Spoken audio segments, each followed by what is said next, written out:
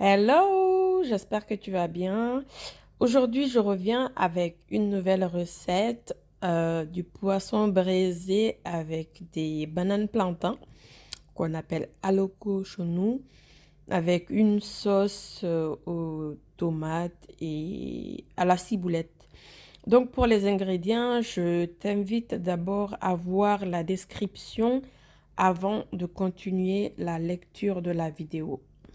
Donc voilà, lorsque tu as ton poisson comme ça, il faut d'abord essayer d'enlever les écailles sur toutes les parties, la queue jusqu'à la tête. Et donc vérifier à l'intérieur, enlever tous les déchets qui sont dedans parce que, par exemple, dans la tête, il y a des déchets en tout cas que moi, je ne préfère pas consommer. Je ne sais pas s'il y a certaines personnes qui consomment ou pas. Et si tu as la chance de tomber sur un poisson qui est déjà décortiqué, bah tant mieux. Mais si c'est pas décortiqué, il faut d'abord le faire. Et ensuite, faire des entailles. Moi, je fais au moins 4 entailles parce que c'est un poisson très grand. Et donc là, j'ai fini de tout nettoyer et j'ai rincé mon poisson. Et là, je commence à mettre l'assaisonnement sur tout le poisson, dans toute la tête, sur toutes les parties, parce que j'adore manger la tête du poisson, pardon. Et donc voilà, si tu souhaites voir comment je prépare mon assaisonnement, j'ai une vidéo là-dessus dont le lien s'affiche juste en haut à droite de ton écran. Tu peux aussi essayer de visionner cette vidéo. Ça va te donner une idée de comment moi j'assaisonne, disons, la marinade de mon poisson. Et c'est vraiment quelque chose de générique. Je le fais soit pour le poisson braisé ou si c'est du poisson frit. Mais en tout cas, j'assaisonne toujours mon poisson avant de le cuire de n'importe quelle manière. Donc, dans un plat qui va au four, tu vas mettre un filet d'huile d'olive et répartir sur toutes les parties du plat qui seront touchées oui, qui seront touchées par le poisson pour ne pas après que le poisson colle contre le plat. Voilà. Donc là, tu vas donc transférer ton poisson dans ce plat qui est déjà prêt pour le four. Et donc, juste avant de laisser poser, il faut mettre un autre filet d'huile d'olive sur le poisson et laisser poser environ 1 heure du temps minimum. Donc voilà, nous allons passer au four. Donc à chacun sa façon de cuire. Donc on va cuire le poisson à 200 degrés pour 40 minutes. Donc moi je mettrais 50 minutes parce que il y a au moins 10 minutes de préchauffage, ouais, pour le four. Et donc ça cuira pendant 40 minutes. Et donc j'avais mis le filet d'huile sur mon poisson pour qu'il soit doré à la sortie. Donc c'est juste une astuce, pardon. Ce n'est pas obligatoire.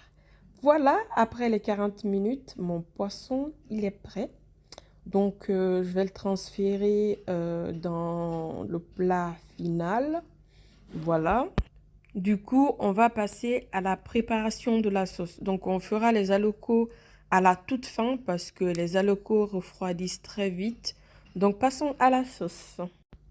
Tu auras besoin de 2 ingrédients pour ta sauce. Une tomate coupée en deux, une tomate fraîche et des ciboulettes. Donc, tu mettras environ 10 centilitres d'eau, mais il faut mettre en tout cas de l'eau que tu sais qui va tarir après cuisson. Donc, une pincée de poivre, une pincée d'ail et le reste de ta mixture pour le poisson, donc ton assaisonnement, que tu vas transférer dans la sauce pour qu'il y ait à peu près, disons, le même goût dans la sauce et dans le poisson. Donc, tu vas mettre une pincée de sel et tu vas mettre ça à feu vif pendant 10 minutes au feu. Du coup, de laisser cuire tout ça tranquillement sans déranger. Donc, voilà. Après les 10 minutes de cuisson, tu vas venir vérifier ta sauce, voir est-ce que l'eau, elle était trop ou pas. Mais moi, je pense qu'avec 10 centilitres d'eau, ça va pas être trop. Ça va pouvoir tout cuire. Donc, voilà.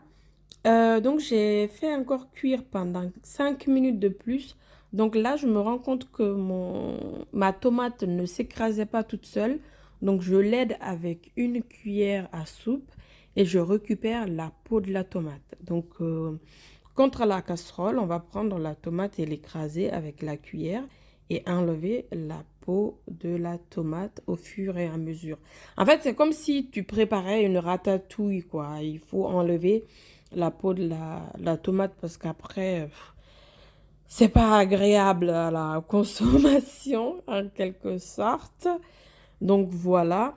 Et tu vas encore laisser cuire ça pendant 5 minutes. Donc si on fait 10 plus 5, ça fait 20. Donc voilà, notre sauce, elle est prête. Il ne faut pas non plus la laisser sécher trop.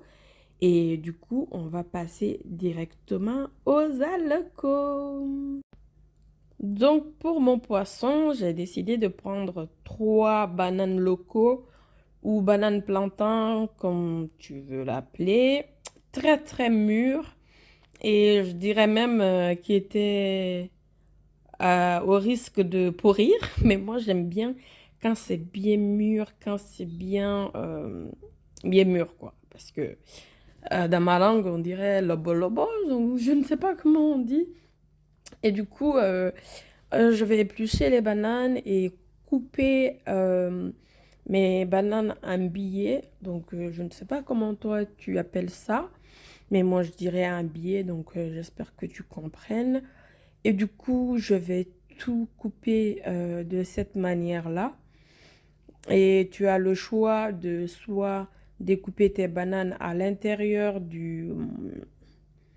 disons, de la peau, ou sinon récupérer de la peau et ensuite les découper. Mais moi, quand je finis là, je sale directement mes bananes et je laisse poser au moins 10 minutes avant de faire frire.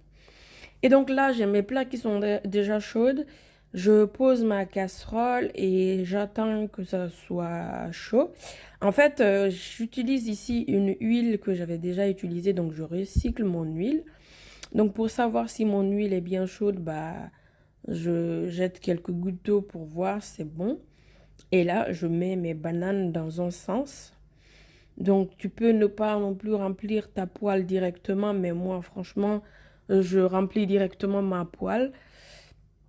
Et il faut faire très attention au sens auquel tu mets les bananes parce qu'après, il faut les retourner en fait. Donc là, tu vas laisser tes bananes cuire à feu vif lorsque tu mets les bananes.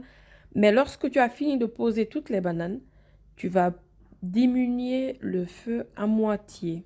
Donc tu vas baisser, pardon, le feu à moitié et laisser tout ça cuire tranquillement. Et visuellement, tu vas voir la partie qui est en contact avec la poêle devient de plus en plus dorée. Donc, lorsque tu remarques cette coloration, il faudra te rapprocher à ta poêle et commencer à retourner tes bananes, quoi. Donc, comme je disais, il faut poser les bananes dans un sens et baisser le feu à moitié et laisser tout ça cuire pendant au moins 5 minutes, quoi. Donc, après les 5 minutes, tu retournes comme ça tes bananes. Donc, tu remontes le feu juste au moment où tu es en train de retourner tes bananes. Tu les retournes toutes. Et lorsque tu as fini de retourner tes bananes, bah, tu rebaisses encore le feu, pardon. Et du coup, tu vas encore laisser ça cuire pendant 5 minutes encore. Donc, un côté 5 minutes et l'autre côté 5 minutes. Voilà, les bananes sont bien cuites. Quand je les retourne, il y en a même qui ont commencé à brûler un peu. Mais moi, j'aime bien quand ça cuit très bien. Et donc là, je vais les récupérer et les poser dans un sopalin qui est déjà posé dans une assiette. Donc ce sopalin me permet d'absorber l'huile que je n'ai pas pu enlever des bananes. Donc quand tu fais de la friture, que ce soit des frites, des bananes ou sinon des beignets, moi je te conseillerais de mettre un sopalin toujours dans le plat pour pouvoir absorber l'huile. Donc, il faut répéter cette opération jusqu'à ce que tes bananes finissent quoi. Donc, au moment de mettre les bananes dans la poêle, bah, tu montes la température du feu. Et au moment où tu as fini de les mettre, tu baisses la température du feu. Et au moment de les retourner, tu montes la température du feu. Au moment où tu laisses cuire, bah, tu baisses encore la température du feu. Donc, en fait, c'est une gymnastique qu'il faut respecter, quoi. Donc, voilà, notre poisson braisé est prêt. Donc, j'ai mis la sauce, j'ai mis les bananes, j'ai mis le poisson et j'ai mis mon piment parce que moi, je ne peux pas manger sans piment. C'est pas possible. Alors, merci beaucoup à toi d'avoir suivi cette vidéo jusqu'à ce niveau. Je t'invite à la liker, à la commenter et pourquoi pas à la partager. Et donc, vu qu'on est deux à manger, j'ai coupé le poisson en deux. J'ai fait 2 assiettes. Et puisque je suis très, très gourmande, j'ai mis du riz en plus de mes bananes, de mon poisson et de la sauce. Merci beaucoup d'avoir suivi cette vidéo. Bye bye!